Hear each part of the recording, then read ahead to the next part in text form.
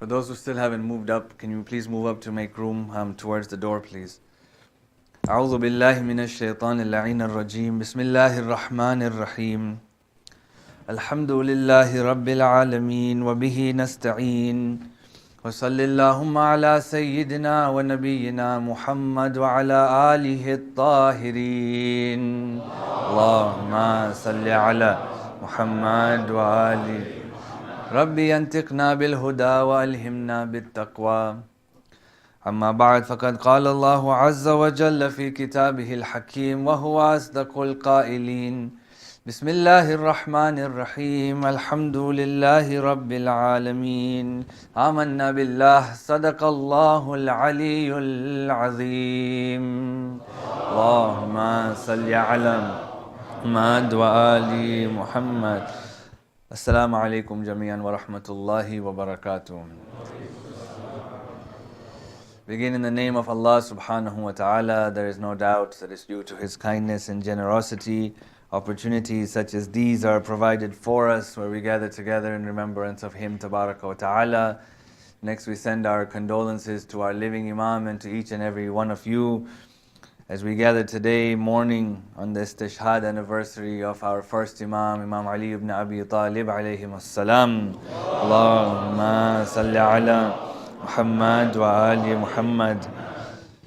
For the sake of barakah, inshallah, we will discuss a few pieces of advice that he had given to his son, which we have been discussing for the last few nights, and we'll try to maximize it with the little time that we have.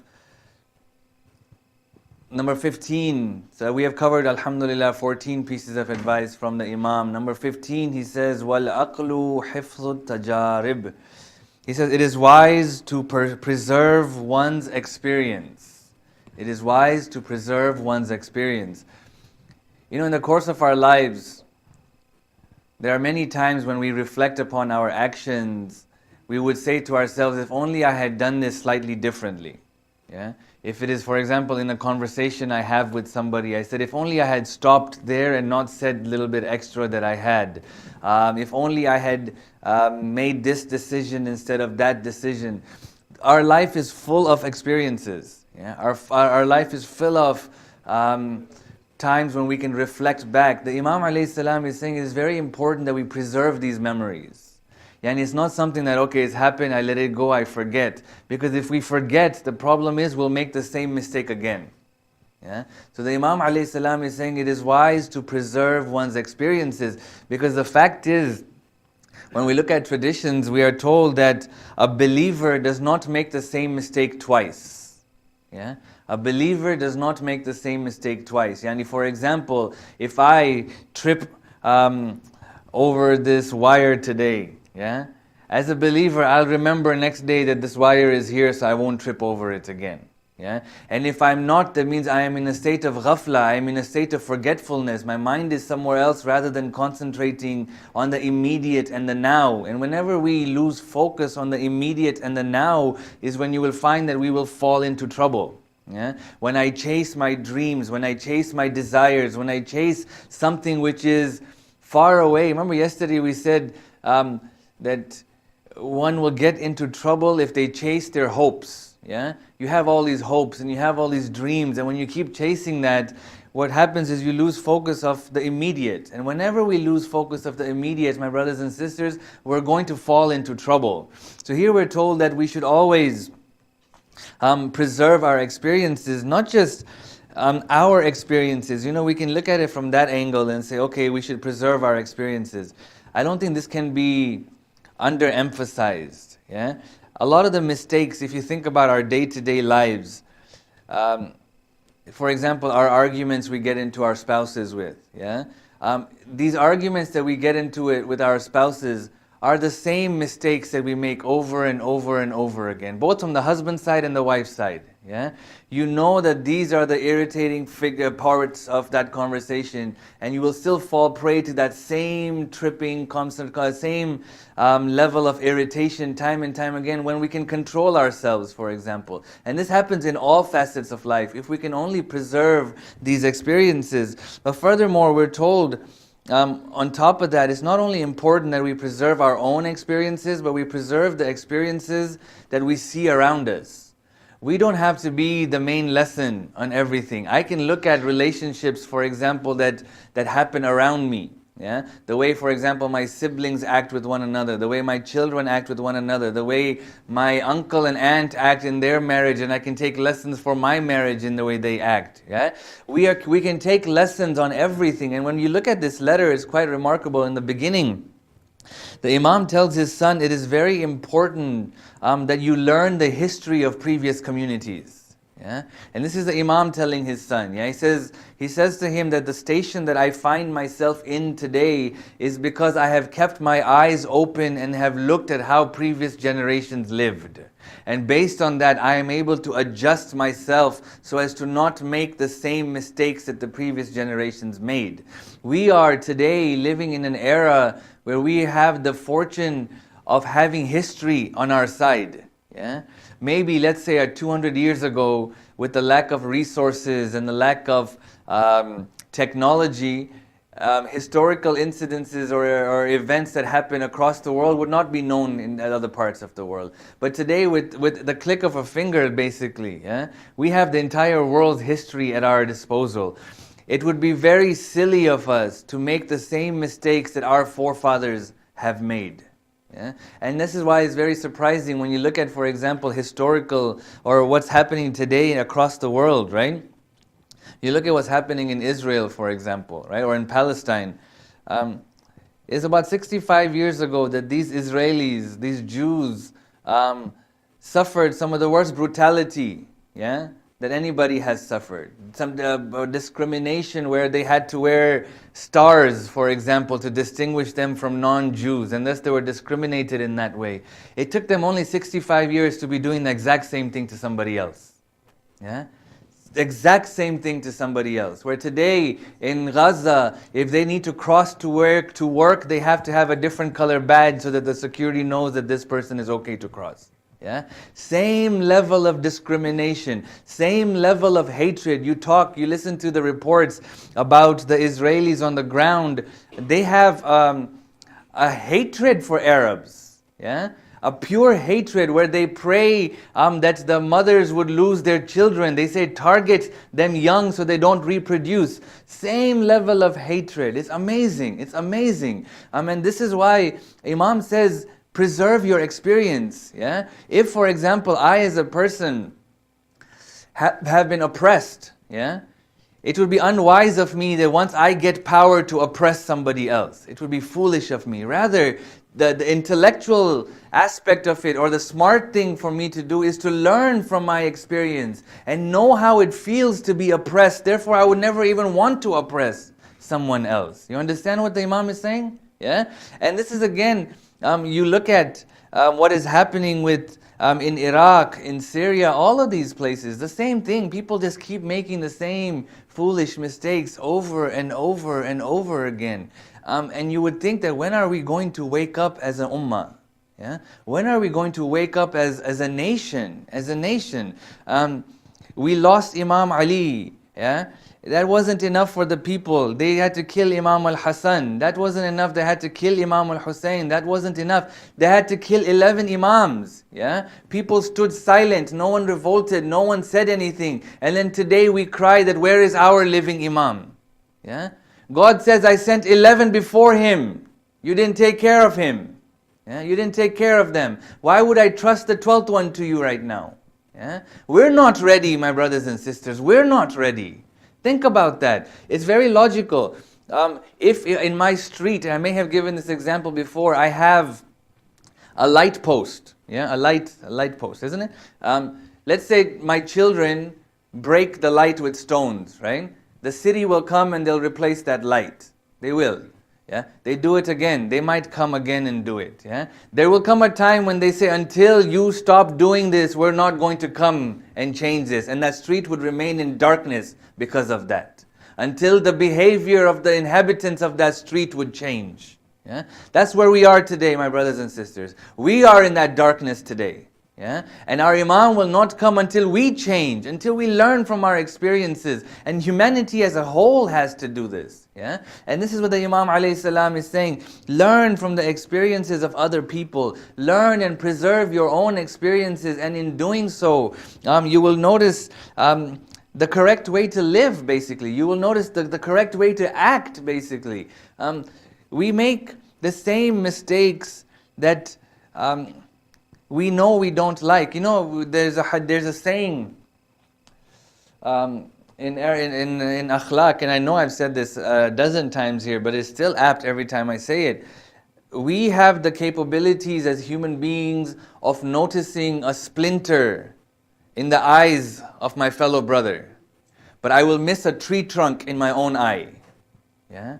I have the same vice that he has, but I don't see my vice. No, you have the vice. Yeah, you have the problem. Yeah? I guarantee you, if you reflect, when we begin to judge people in this manner, when we begin to call people haqq and people batil, for example, and these people are the right scholars and these people are the wrong scholars, I guarantee you we have the same characteristics in us of judging people, of being a detriment to our own society. Whenever we judge people, God inflicts us with the same level of test. Yeah? Same level, and the problem is that sometimes we don't see it then, yeah? And we are hidden from it. So the importance of preserving our experiences. Number 16, the Imam says, وَخَيْرُ مَا جَرَّبْتَ وَمَا وَعَدَكَ. Your best experience is that which teaches you a lesson. Right? There are many experiences that we have. Every day there is an experience that we have. Some of them we forget, some of them we remember for a short period of time but don't benefit from it. The Imam says the best experience is that which has given you a lesson. Yeah? And the lesson that he is referring to here is not necessarily a physical or a material lesson. Rather, it is more of a spiritual lesson. That which will guide me towards the hereafter. The whole focus of our existence is to prepare ourselves for the hereafter. That's the entire focus. And if we can keep that focus in mind, we would be very successful. It sounds very repetitive for a person or a khatib or an alim to say that our focus is the hereafter. But this is what is constantly being reminded to us. That your focus is the hereafter. You work in this life, you gain experiences. If those experiences have no effect on my hereafter, you can ignore them and throw them out. But if we ponder over it, we will discuss another advice. Everything has an effect. Yeah, everything has a cause and effect system. And everything affects us in the hereafter. Yeah, so our experiences need to be adhered to. Our experiences need to be focused on, so that we remind ourselves of that which is coming. So the Imam alayhi salam is saying the best experience is that which teaches you a lesson. Then the Imam alayhi salam says, "Badir al-fursata qabla an takuna ghussah." Make use of opportunity before it changes into heartache. Yeah? Make use of opportunity before it changes into a heartache. This can have many meanings. Yeah? This can have many meanings. For example, you can make use of youth before youth passes. Make use of health before health diminishes. Make use of wealth before wealth goes. Yeah? All of these things, for example, can be understood from this. That Badir al-fursa qabla an takuna ghussa. However, what is the intended meaning from this? Yeah, you can use many different examples. The intended meaning of this is that when you have an opportunity to do good, never waste that opportunity. Never waste that opportunity. Because you have no idea if that chance will come to you again. Yeah? If today I have an opportunity, let's say I have, for example, received a bonus at work, and now I have an extra few $100s in my bank account, and now somebody says that there's a project in Iraq that needs to be done. You now have the optimum opportunity, yeah, to give because this is the best situation you're in. When these type of opportunities come, never pass them up. Never pass them up, the Imam is saying, because all it will lead to is heartache. Tomorrow you never know, that money may vanish and you will not get that same opportunity to donate, for example. This is just one example. You have an opportunity to go for Hajj, but we delay it for so many reasons, yeah? No, I'm not ready yet. No, I'm not mentally ready yet. I'm not religiously ready. No, man, you have the opportunity to go. Who knows if this opportunity will come again? Who knows? None of us are guaranteed of any opportunities by Allah subhanahu wa ta'ala. Therefore, when an opportunity comes, you have to take it. You have to. Yeah? And this is what the Imam alayhi salam here is saying. You know, in the previous, in the same letter, I said read this letter. Yeah, I keep telling you, read this letter. In the same letter, the Imam alayhi salam tells his son, he said, you know, if you have money in your pocket and a beggar comes your way, give it to him. Give it to him because tomorrow, I'm paraphrasing entirely, yeah? He's saying tomorrow you may not have that money in your pocket, but today that you give that person who is in need, it will come back to you on the day when you are in need. Yeah? Yani in akhirah. Yeah? Giving somebody today, it may seem to you like, oh, I'm losing out right now. But the day when you are completely without any possession, that sadaqah that you have given will come back to you on that day when you are most needy. Yeah? So make use of these opportunities, is what the Imam is saying before they are taken away. And then the Imam says something very beautiful. لَيْسَ كُلُّ طَالِبٍ يُصِيبُ وَلَا كُلُّ غَائِبٍ يَؤُوبُ. Every seeker does not achieve what he seeks. And every departed does not return. Here, I believe, when you look at the explanations, it is related to the previous advice of the Imam about seeking opportunity. And I think this is where the Imam alayhi salam brings us back to earth. He says, look, you must take every opportunity that you get and go for it. Don't have regret later that, only if I had done this at this time, for example, right? But the Imam is saying, look, every time there is an opportunity does not mean that you will achieve what you want. Yeah? Every seeker does not achieve what he seeks. Yeah? So keep that in mind. That yes, when the opportunity is knocking, you must open the door, right? But just by opening the door does not mean you are guaranteed success in that particular endeavor.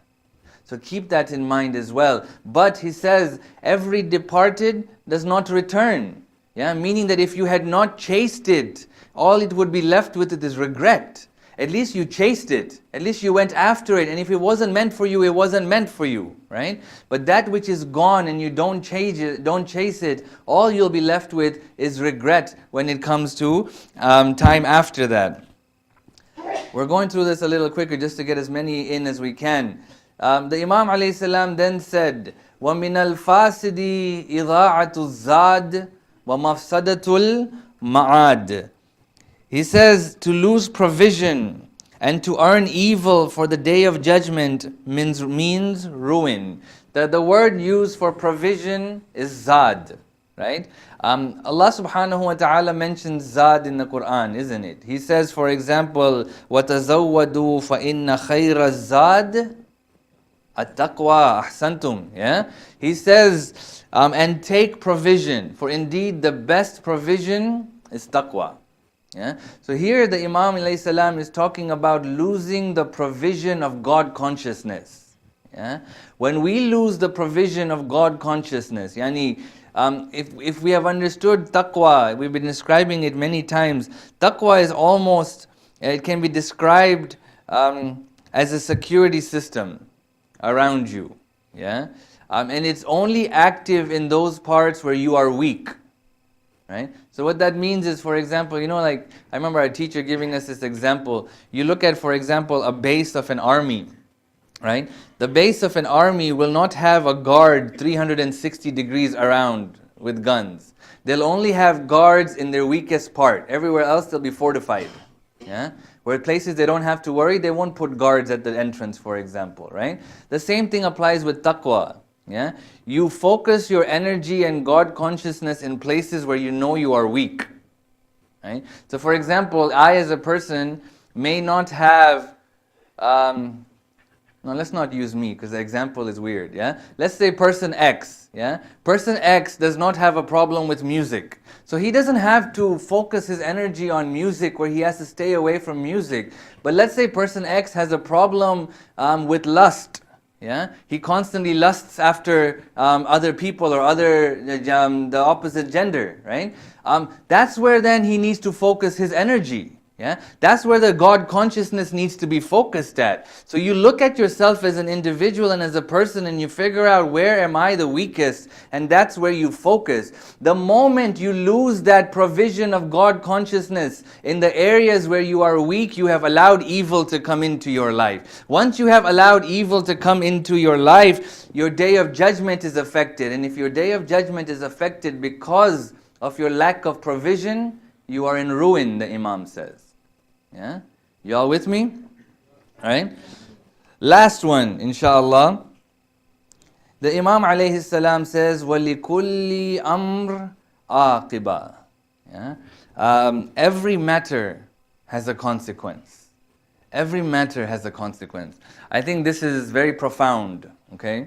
There is not a thing that I do in my life, whether it is personal, whether it is in the community era, that does not have an effect. Every matter has a consequence. Now either that consequence is going to be experienced in life, or that consequence is going to be experienced in the next life.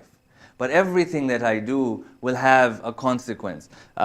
Every rolling of the eye that I do, yeah? Every sigh that I do, every breath that I take has a consequence that I will be dealt with accordingly based on that. And there is no doubt that this will happen in Akhirah. But as far as even dunya, every action that I have will have a consequence. Some I don't realize.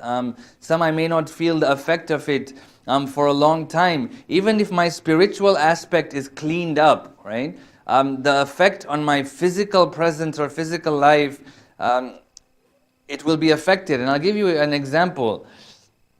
You look at the story of Nabi Adam alayhi salam. After these nights we will go back to the story of Nabi Adam alayhi salam. Nabi Adam alayhi salam, when he was put in Jannah, right? I think the next part where we're at was we're talking about what type of Jannah is it. Was it a worldly Jannah or a heavenly Jannah? So I don't want to give all that away. You won't show up then for the lectures, right? So the point is that after he ate from that tree and he was removed from that Jannah, he sought forgiveness from God, right? God accepted his forgiveness, but God did not return him back to that garden. God left him on earth. Yeah?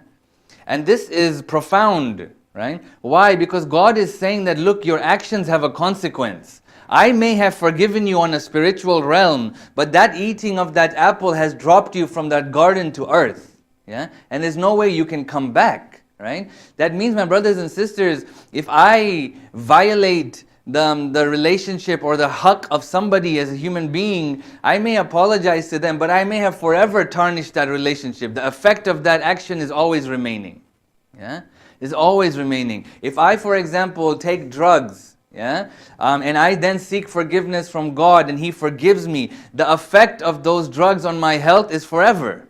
It's taken place already. There's no changing that, right? And this is what is meant, that everything has a consequence. Everything has an effect. Yeah? Some we see, some we don't see. Inshallah, we are forgiven from God, but that does not mean that the physical effect of my actions will be forgiven or will disappear. Yeah? They will be present every time. We won't get a chance to finish these. But try to read this letter, as I've said over and over again. It has a profound effect, especially if you read it with understanding or at least a little bit of explanation. Because the Imam's words, to be quite honest, as far as I'm concerned, yeah, I find it the most difficult to understand Imam Ali alayhi salam's words. Yeah. And this is more describing his eloquence and describing his status. But when I read, for example, Arabic, I can understand fairly easily the other Imam's words. And maybe I think it had to do with the environment of that time. But Imam Ali's, I always need an explanation, to be quite honest. And the same, I think, applies if you were to read this letter in Nahjul Balagha. Try to read it with some explanations. There are some websites which have that. Or look at the lecture notes that we did on this particular letter. They're up online on our YouTube page as well. And inshallah, we will find benefit from it. Sallu ala Muhammad wa ali Muhammad. Ma salli ala Muhammad wa ali Muhammad. Today is the 21st day of Shahru Ramadhan, and it is the day in which our Imam alayhi salam was taken for burial by his family. It is said that when Imam alayhi salam was brought back to his house from the mosque of Kufa, and when Ibn Muljim was brought in front of him, the Imam alayhi salam, after offering him the remaining of his milk, he looks at Ibn Muljim and he says, "Tell me, have I been a bad Imam to you? Is there something that I have done to you that has caused you to react in this way to me? Yeah?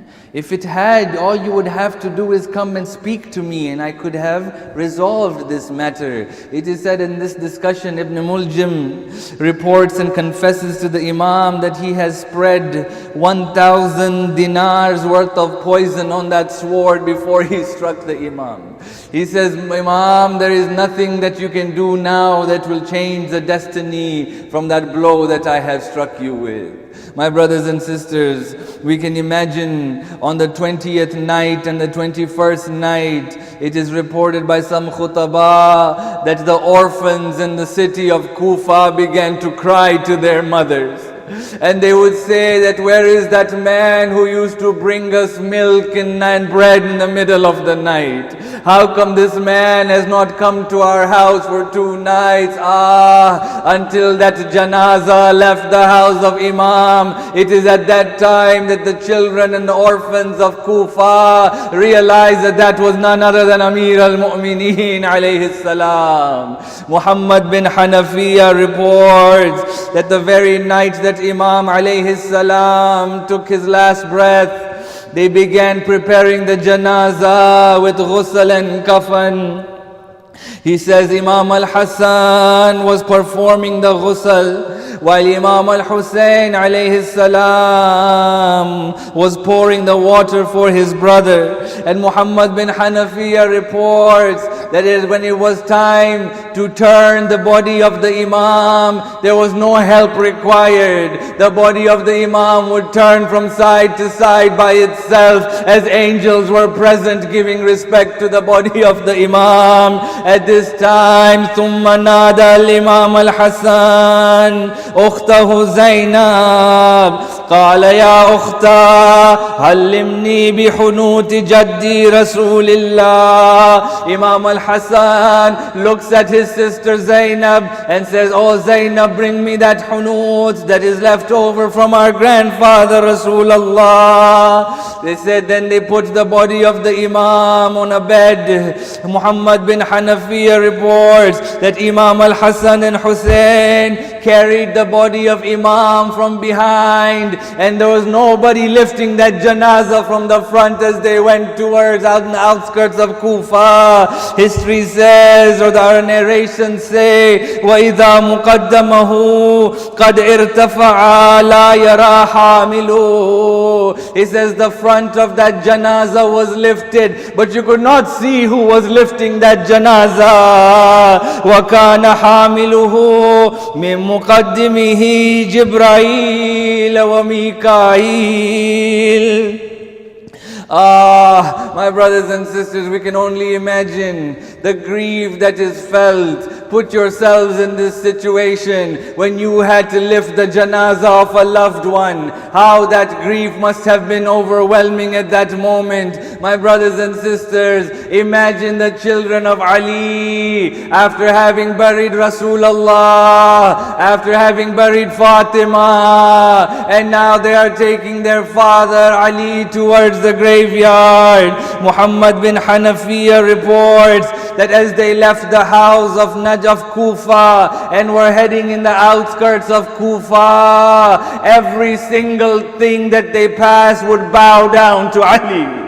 Trees would begin to bow down. Animals would begin to bow down. Even little plants would bow down to Imam Ali. When they reached that final place of burial, they knew that they had reached that place because the grave had already been dug.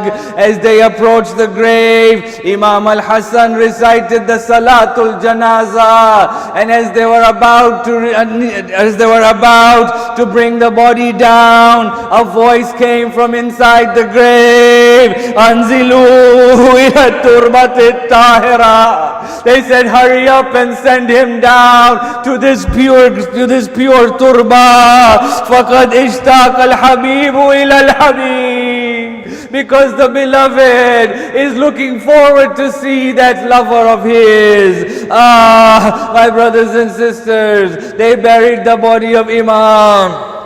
It is reported as the family were heading back towards Najaf, they saw an old man who was crying on the streets of Kufa. Imam al-Hassan approaches him and he says, Ya Sheikh, why are you crying? He says, for 3 days, wallah, I have been in the state of hunger. He says, a man used to come each and every night and used to provide me bread. But this man would not leave me after providing me bread. He would sit with me and speak to me and ask me how my day was. He would ask me about my family. He would ask me about my health. Imam al-Hassan took the hand of this man and he sat down next to him and he says, Ya Sheikh, describe this man to me. The man says, I am blind and I cannot see, so I cannot give you his description. Imam al-Hassan says, tell me his name. He says, Wallah, each night I would ask him his name and he says that this is between me and Allah. My name is not important. They said, then give us a little bit more information. He says every breath he would take would be a tasbih. Every step he would take was a glorification. And not only was he glorifying, everything around him when he was present would glorify him. The children began to cry. The man looks at them and says, do you know who I am speaking about? They say, oh Sheikh, this was Amir al-Mu'mineen. This was our father. The man replies and says, tell me what happened to this man. They said, the worst of the worst, the lowest of the lowest creation, struck him with a sword and we had just taken him. Matam Hussein.